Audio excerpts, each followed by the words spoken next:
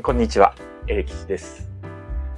前回の動画ではスピーカーから良い音を出すためにオーディオアンプに必要な要素について説明し、多くの方にご視聴いただきました。本当にありがとうございました。今回の動画はその前回の動画の続編でエミッタフォロワーの設計方法について解説します。前回の動画ではスピーカーから原音に忠実な音を出すためには電圧駆動しなければならないこと、そして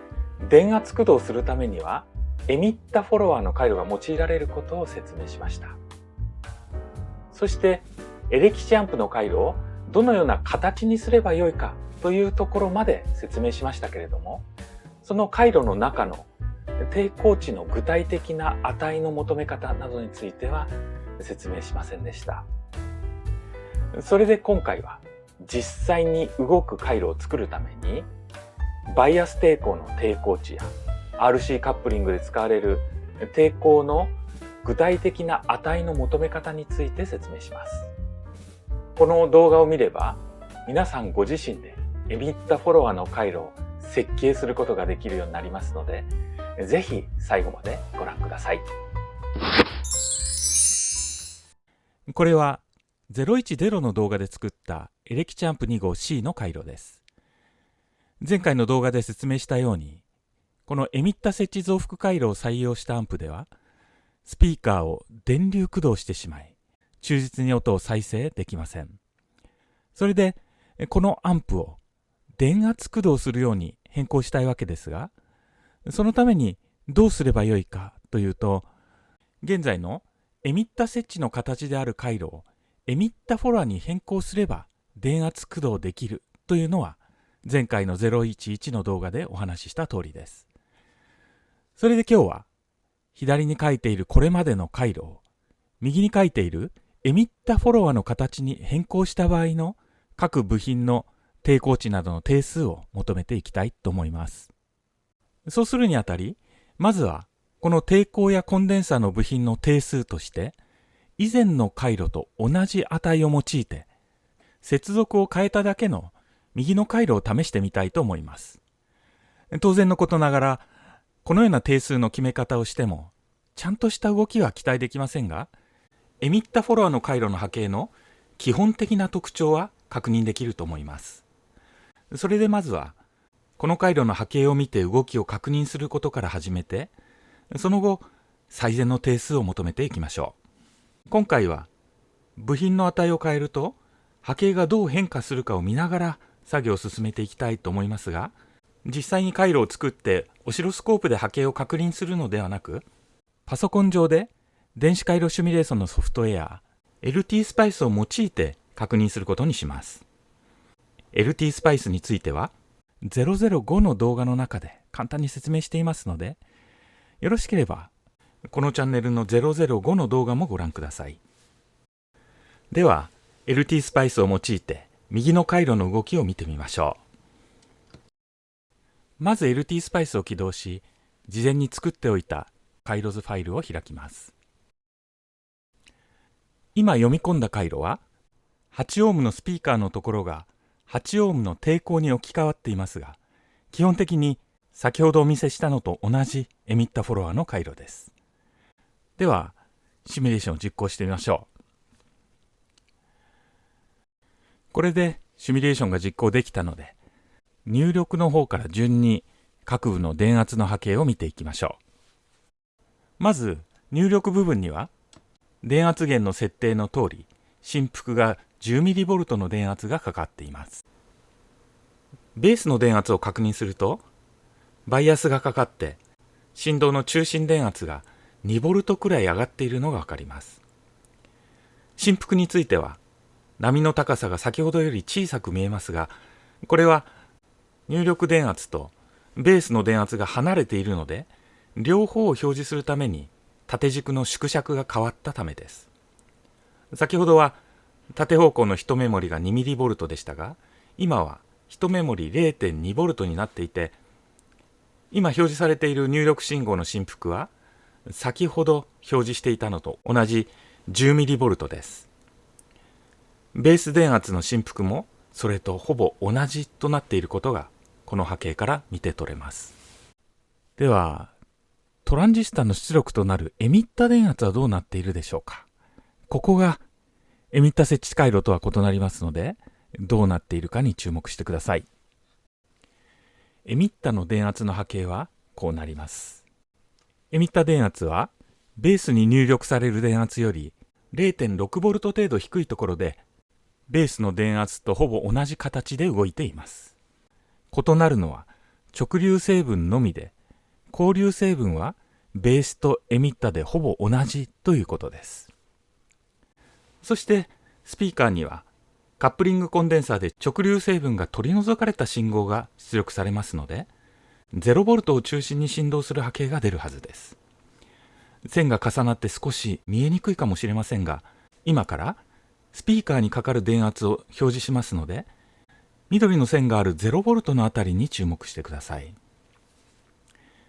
今表示されているスピーカーにかかる電圧を見てわかる通り、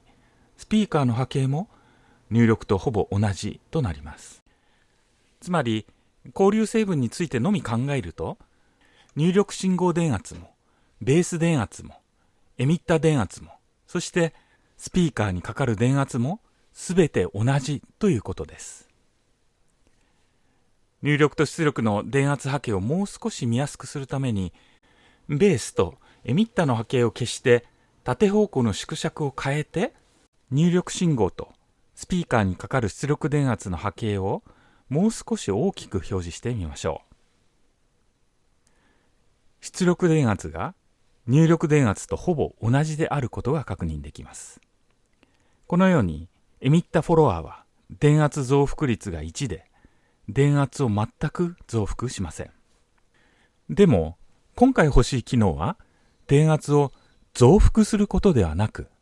負荷を電圧駆動すること、つまり負荷のインピーダンスが変化しても同じ出力電圧を維持することです。それで本当にそうなっているのかをここで確認しておきましょう。ではスピーカーに対応している8オームの抵抗の値を変えてみます。スピーカーのインピーダンスが周波数によって8オーム、16オーム、そして32オームに変化する場合を想定して、その時出力電圧がどうなるかを確認してみましょう。電圧駆動をしていればインピーダンスが変化しても電圧は変わらないはずです。では今赤い線で表示されているインピーダンスが8オームの時の出力波形がインピーダンスを16オームにした時に変化するかを確認してみましょ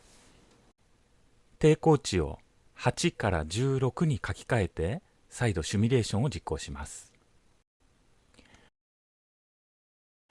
負荷が16オームの時の出力の波形は8オームの時とほとんど変化はなく、ほぼ10ミリボルトの振幅が出ています。インピーダンスを32オームに変えてシミュレーションしてみても、やはり出力波形はほとんど同じです。このようにエミッタフォロワーではエミッタ設置回路とは異なり、負荷のインピーダンスが変化しても出力電圧が変わらず、確かに電圧駆動していることがわかります。でもその一方で、今確認した通りエミッタフォロワーでは出力の振幅は入力とほぼ同じで全く増幅されていませんから、入力信号をこのエミッタフォロワーを通しただけではスピーカーから十分な音量を出すことは難しいでしょう。ではどうしたらよいのでしょうか。通常エミッタフォロワーでスピーカーを駆動して音が出るようにするためには、エミッタフォロワーの前に電圧を増幅する回路を追加し、増幅回路を2段以上重ねてアンプを構成します。それで今作っているエレキチアンプでも音が出るように、回路をこのブロック図に書かれているような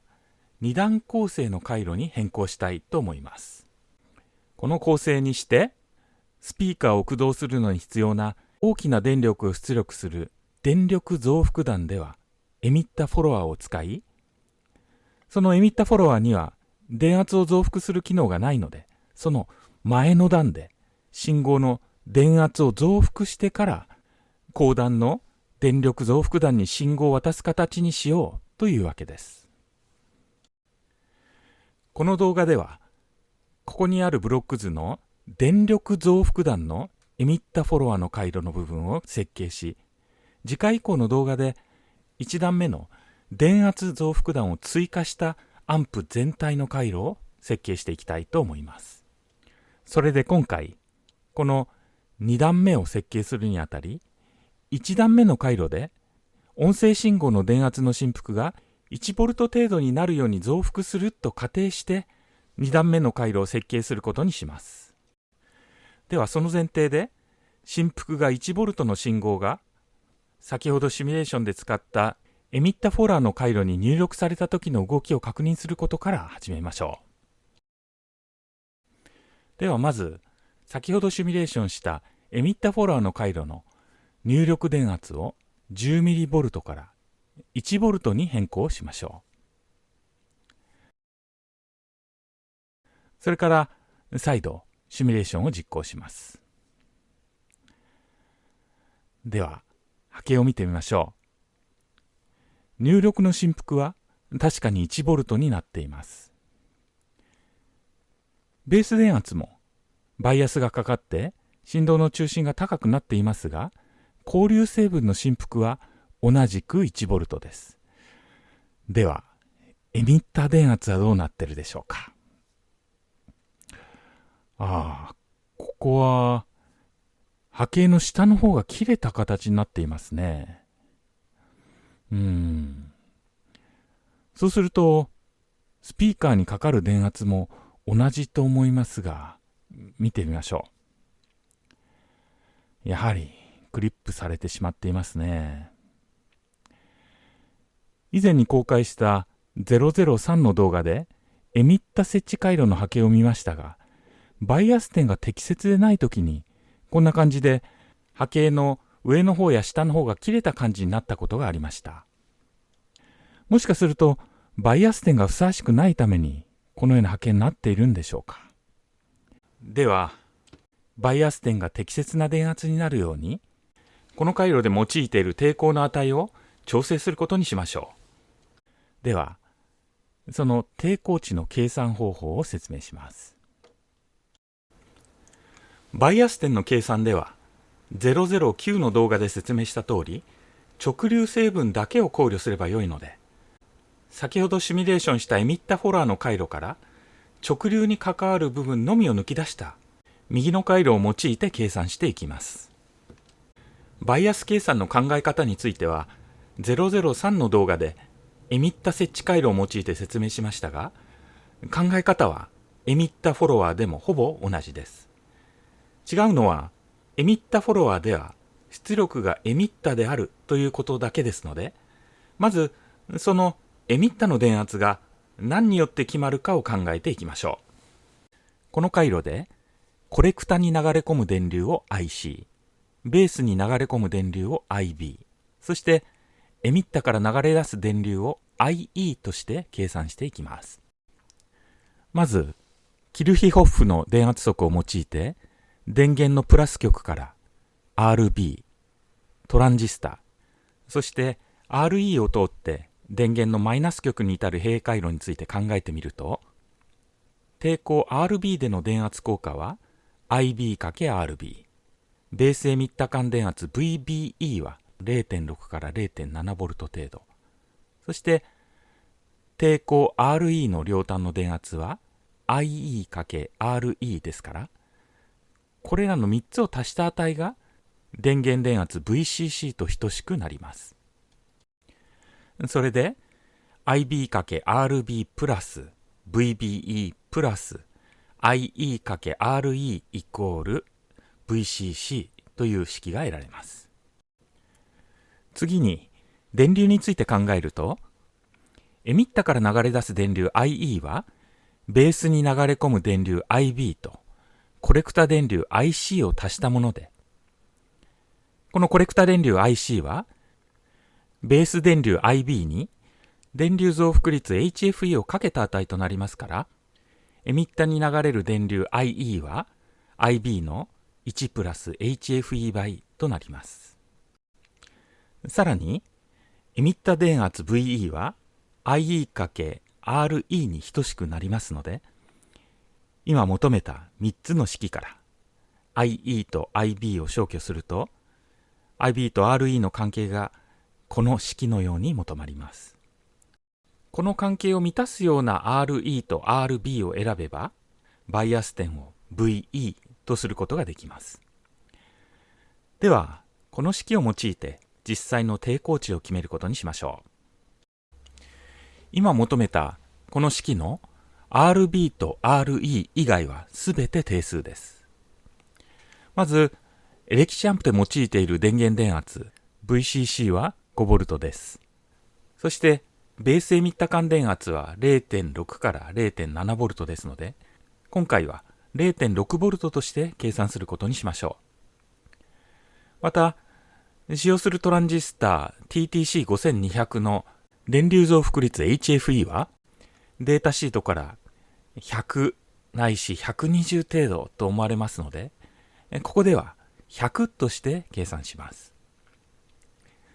そして、肝となるバイアス点ですが、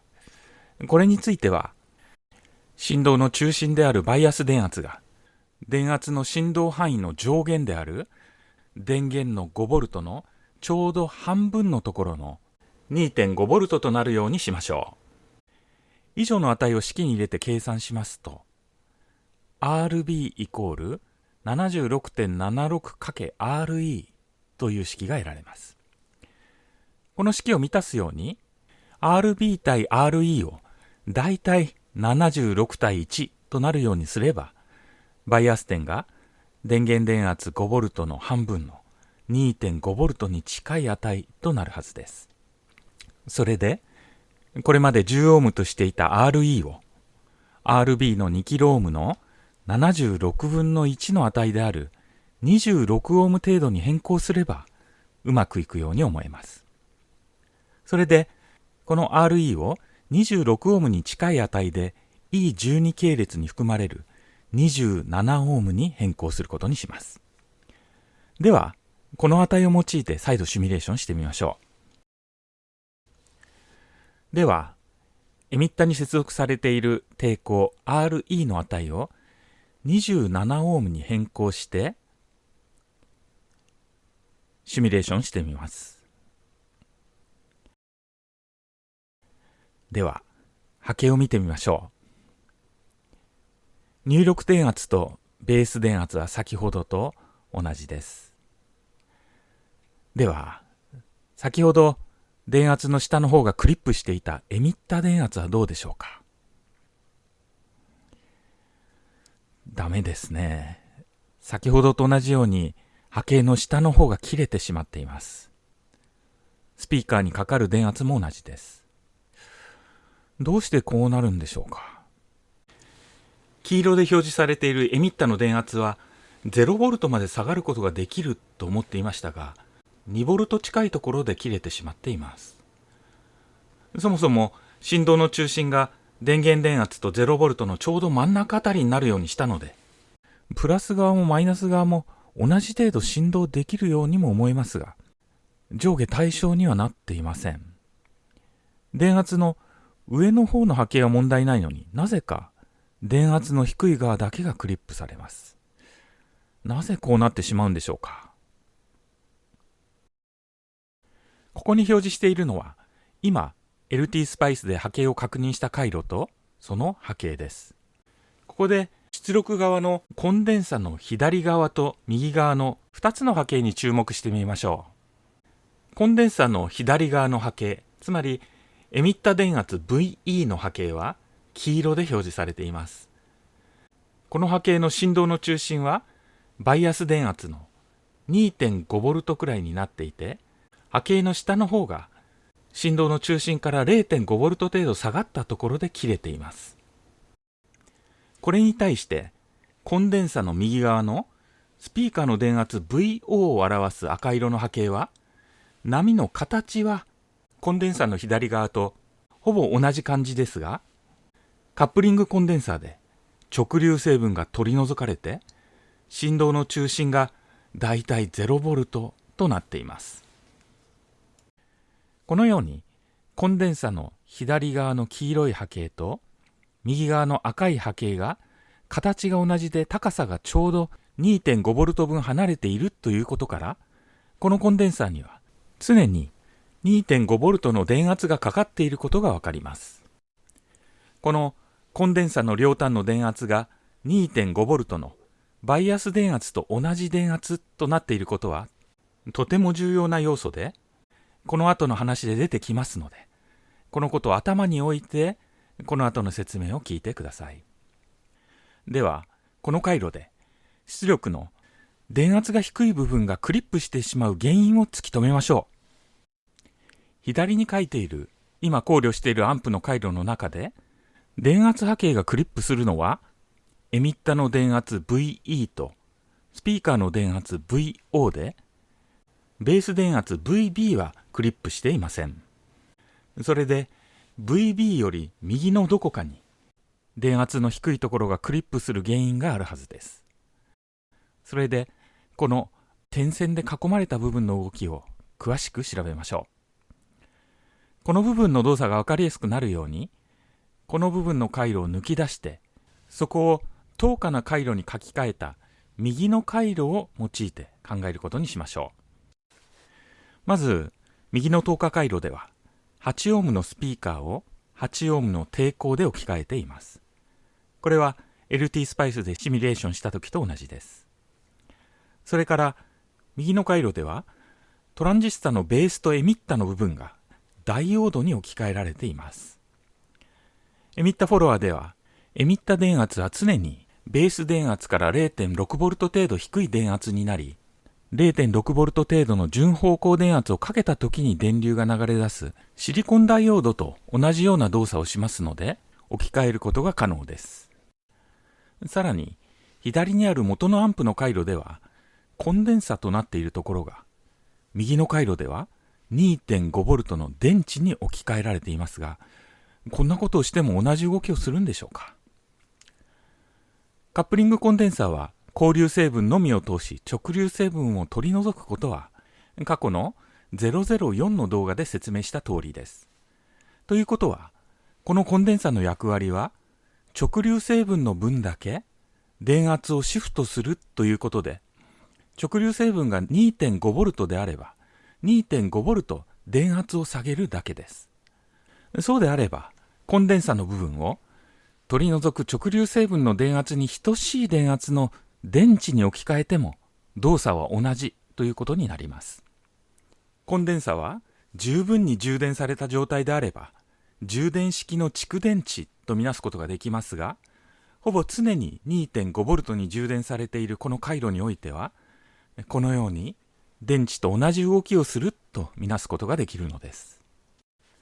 ということで、この右の回路は左の回路と同じように動作する等価回路とみなすことができ、この等価回路の左側にある入力端子に元のアンプのベースにかかる電圧と同じ信号を入れると、この回路は元の回路と同じように動作することになります。では、この右の等価回路を用いて回路の動きを考えていきましょう。では、今得られた等価回路の入力に外部から電圧がかかったとき、この回路がどのような動きをするかを考えてみましょう。この回路にはダイオードが含まれていて、このダイオードは順方向に電圧がかかったときにだけ電流が流れますので、ダイオードの右側の電圧と左側の電圧のどちらが高いかで動作が異なります。それでダイオードに電流が流れる場合と流れない場合について分けて考える必要があります。それでまずは電流が流れない場合について考えましょう。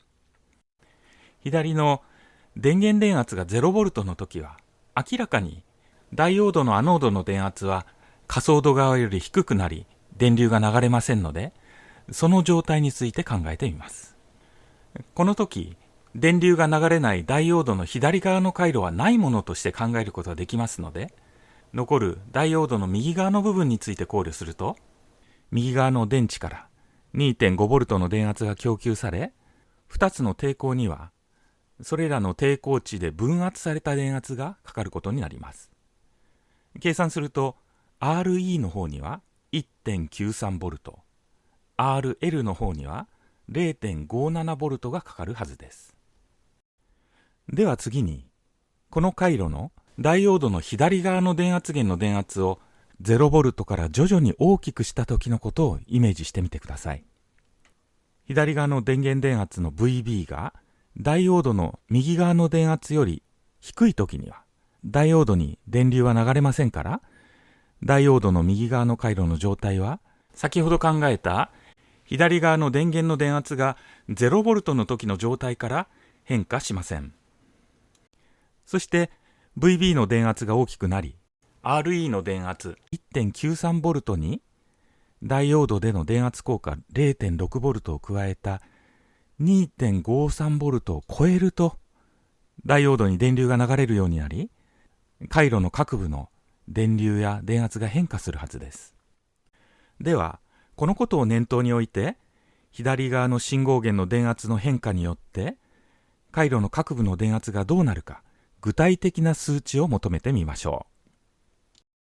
まず、アンプのベースに入ってくる入力信号の電圧が 2.53V 以下のときは、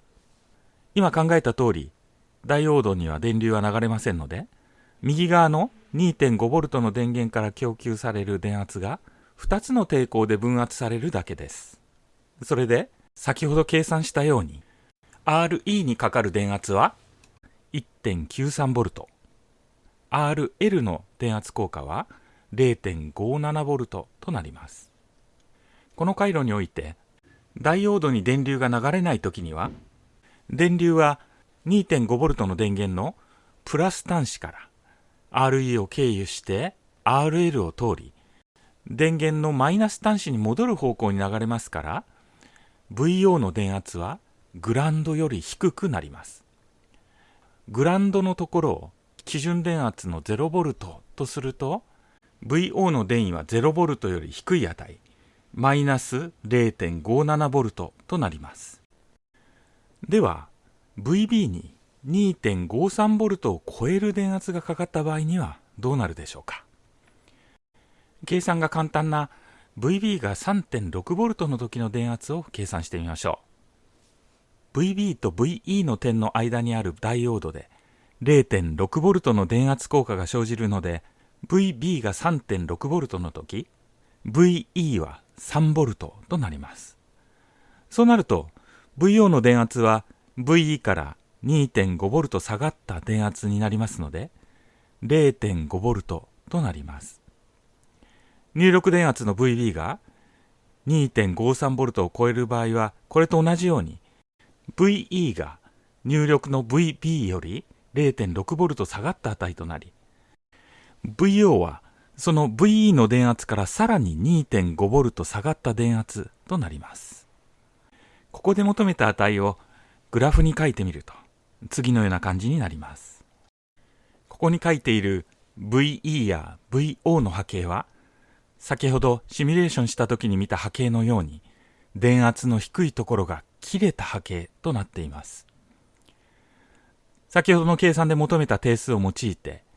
VE の振動の中心が 2.5V となるように、入力である VB の振動の中心が 3.1V である入力信号を入れると、エミッタ電圧の VE はこのように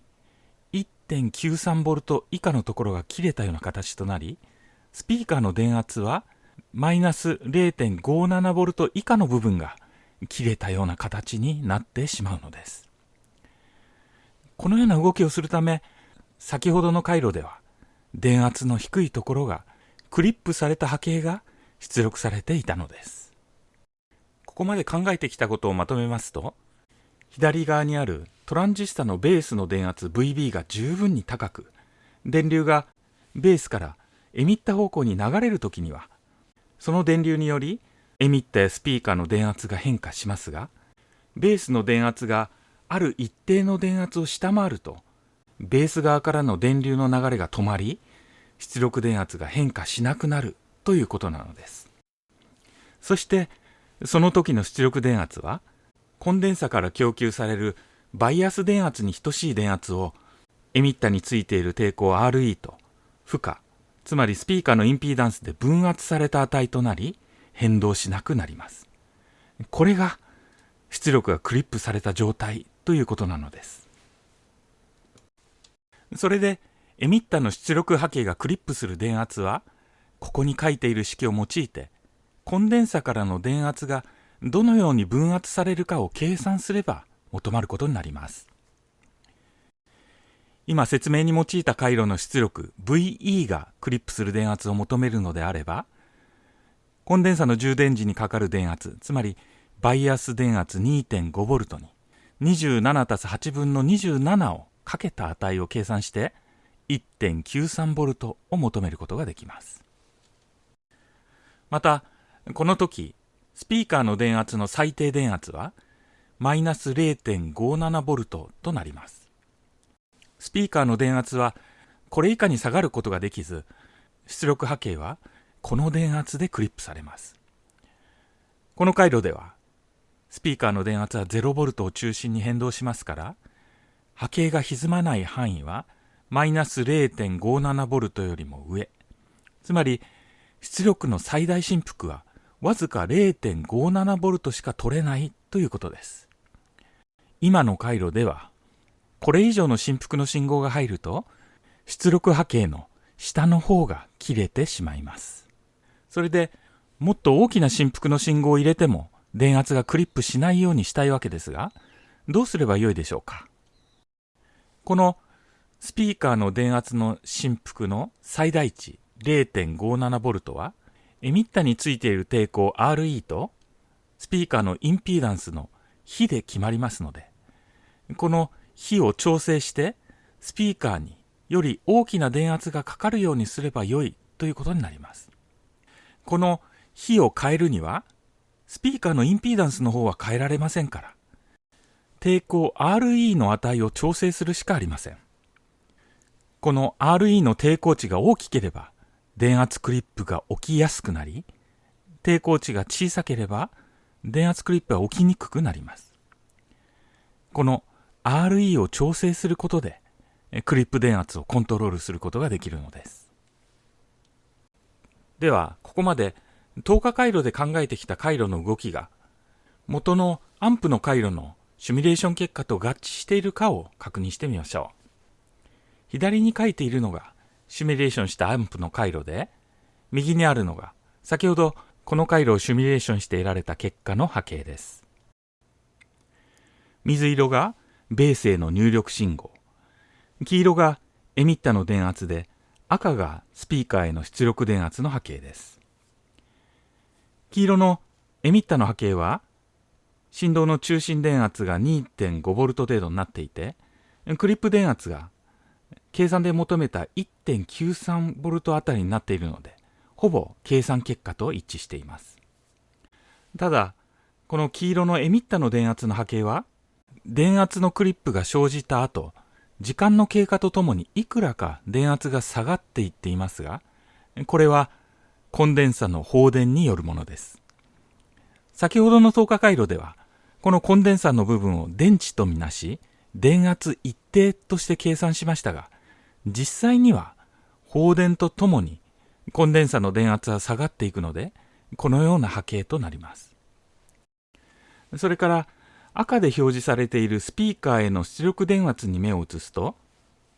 この波形もマイナス 0.5V あたりでクリップしていて、計算で得られたマイナス 0.57V とほぼ等しい値になっていますので、先ほどの計算は正しいということが確認できます。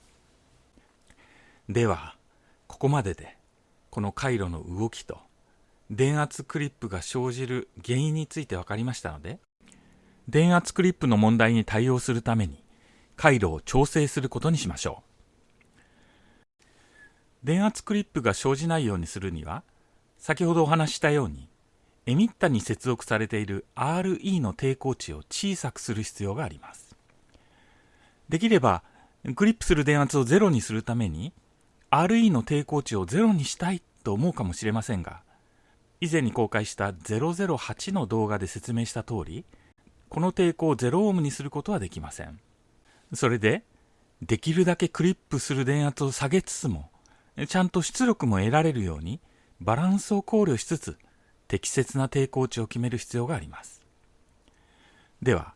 これからこの RE の値をどのように求めればよいかを説明します。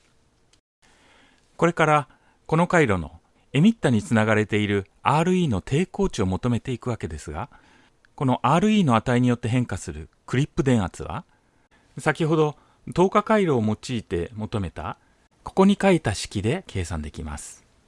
この式からわかるように、クリップ電圧はバイアス電圧によって変化します。このバイアス点、つまり出力電圧の振動の中心は、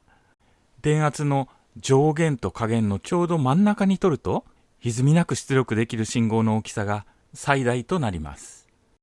この回路では、出力の信号の電圧の低いところがクリップし、波形が歪むことが分かっていますので、できるだけ歪みのない出力を得るには、クリップ電圧を出力の下限と考え、その電圧と電圧の上限である電源電圧のちょうど真ん中が振動の中心点、バイアス点となるようにすると良いということになります。それで、バイアス点の電圧は、電源電圧の VCC とクリップ電圧を足して2分の1をかけたこの式で求めることができます。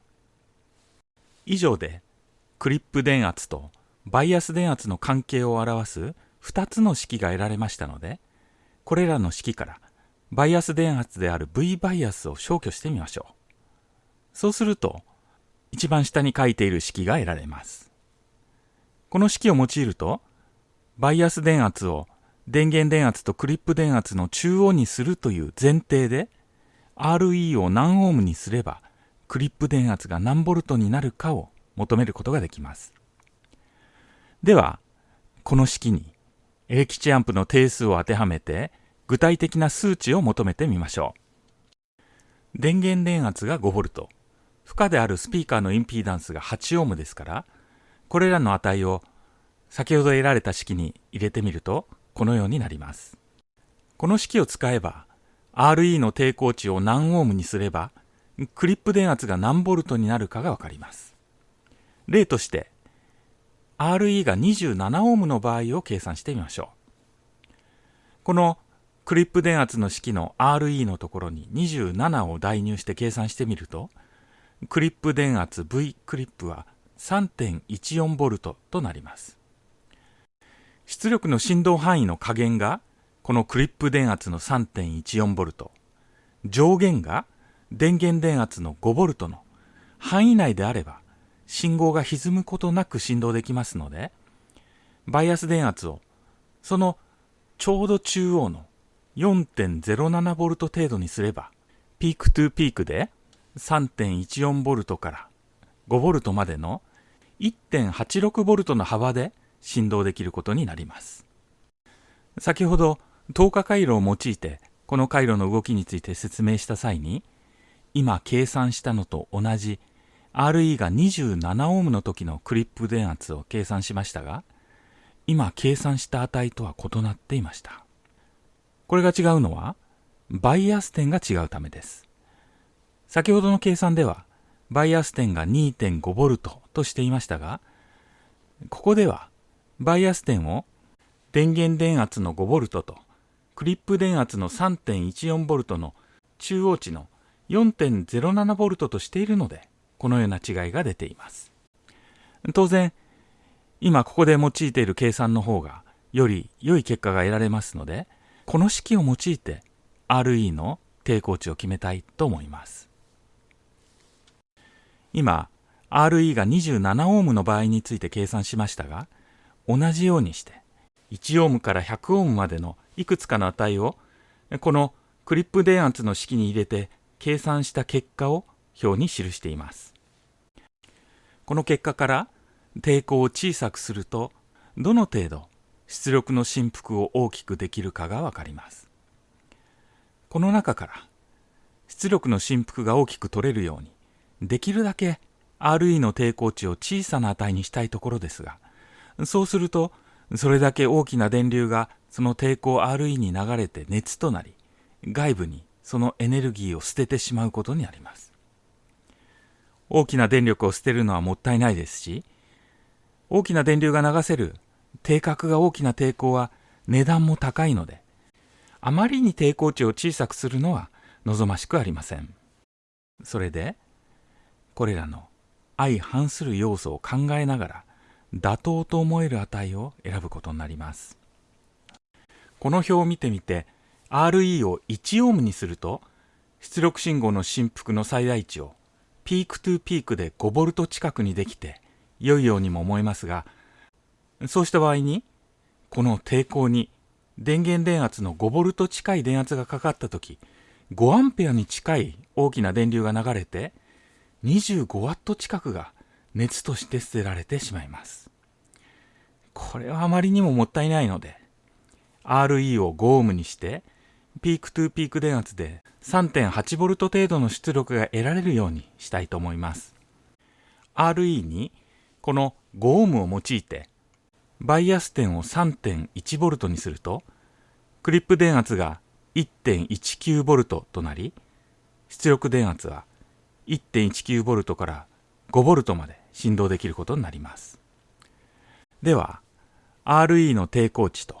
バイアス電圧が決まりましたので、RB の値を計算することにしましょう。この回路のバイアス点は、バイアス抵抗 RB と負荷抵抗の RE の比で決まります。この動画の中で、先ほどバイアス点を 2.5 ボルトにするために、これらの抵抗値を計算した際に、すでにこの2つの抵抗の関係式を求めましたので、ここではその式をそのまま用いたいと思います。この式の VCC は電源電圧の5ボルト、